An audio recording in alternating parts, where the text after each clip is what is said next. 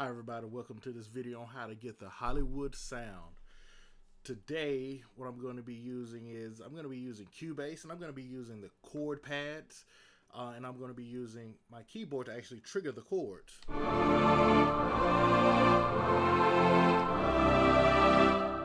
The sounds I'm going to be using are from, in Contact, I'm going to be using the brass ensemble layered Symphony Essentials layered with the string ensemble Symphony Essentials. And for the choir, I'm going to be using East to West female choir. You can see here those VSTs right there. Okay. Down here, I got a list of chords in the key of D minor. You can transpose these to any key you want to using Roman numerals. Here you have a minor 1, a major 6, a major 3, a major 7. You could transpose those to any key you want, but for this example, I'm going to be using the D minor chords. These first 4 chords on these first 4 pads are D minor, B flat 9, F, and C.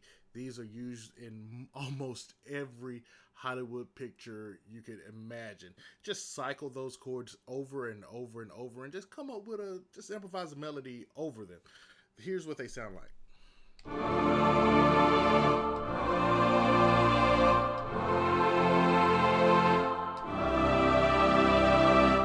Okay, these chord progressions was made very famous by Hans Zimmer. If you have ever listened to the Pirates of the Caribbean soundtrack, they're used heavily in there.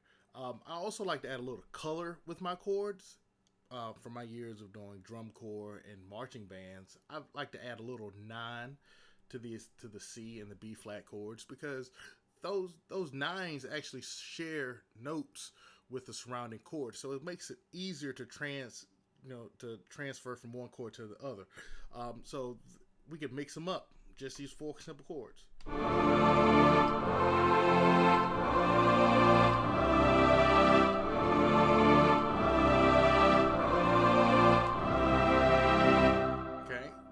Just those 4 chords, we could change them around, change their order, and get a very, very good, impactful score that way. Another thing that I also like to do differently is because, it gets really repetitive when you're when you're writing and you just use the same 4 chords over. So I like to use an opening statement to my melodies and a closing part to my melodies also. And I like to change the harmonies up on the back end of it. So we also have these next 4 chords on, starting with D minor again. D minor, a B flat major 7. Now instead of a 9, we're going to use a major 7, which uses a natural. And we're also going to be using F major and an A7, a dominant 7 chord. So here's what that sound like.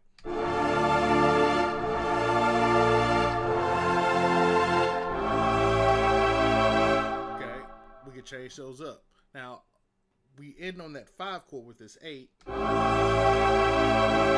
can always go back down and repeat back over because it's a 5 to 1. You can always go back down to that D minor and start again.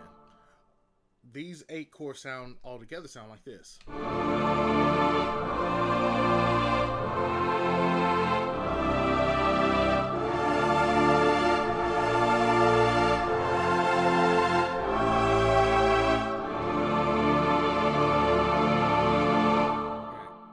To further cement my own ideas and things onto it, I like to change them up every now and then. Instead of going from a 5 to 1, I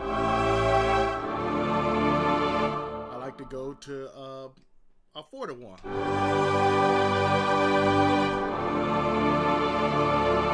So those last 4s could sound like this.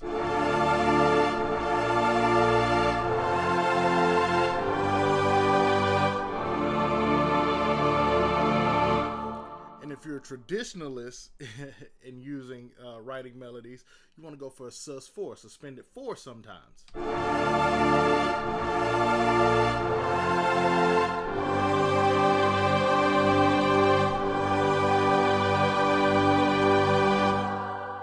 Okay, you can go for a sus4. Now you can also, another thing that I like to do sometimes is go back, instead of staying on a D minor, returning to a D minor, I like to return to a D major. Now, if you know anything about theory, the that's called a Picardy third. When you raise the third of a chord, that's in that diatonic key. So those last four chords can sound something like this.